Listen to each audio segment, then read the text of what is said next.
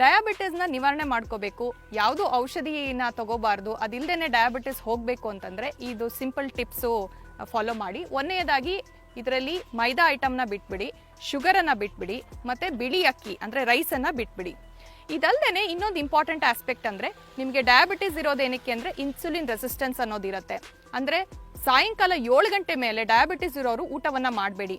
ಅಂದರೆ ದೇಹದಲ್ಲಿ 6:30 ನಂತರ ಇನ್ಸುಲಿನ್ ಪ್ರೊಡಕ್ಷನ್ ಕಡಿಮೆ ಆಗ್ತಾ ಹೋಗುತ್ತೆ.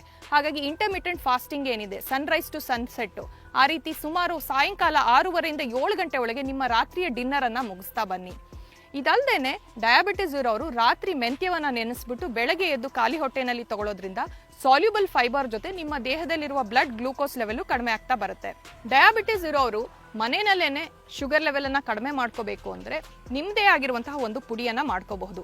ಇದರಲ್ಲಿ ನೀವು ಕರಿಬೇವು, ಹಾಗಲಕಾಯಿ ಡ್ರೈ ಮಾಡಿರುವಂತಹದ್ದು, ಮೆಂತ್ಯೆ, ಇದಿಷ್ಟನ್ನು ನೀವು ಬಿಸಿಲಲ್ಲಿ ಒಣಗಿಸ್ಬಿಟ್ಟು ಅದನ್ನ ಪುಡಿ ಮಾಡಿಕೊಂಡು ಡೈಲಿ ಅರ್ಧ ಚಮಚ ತಗೊಳ್ತಾ ಬಂದ್ರೆ ಇದರಿಂದ ಸಹಿತ ಡಯಾಬಿಟಿಸ್ ಅನ್ನ ಕಂಟ್ರೋಲ್ ಮಾಡ್ತಾ ಬರಬಹುದು.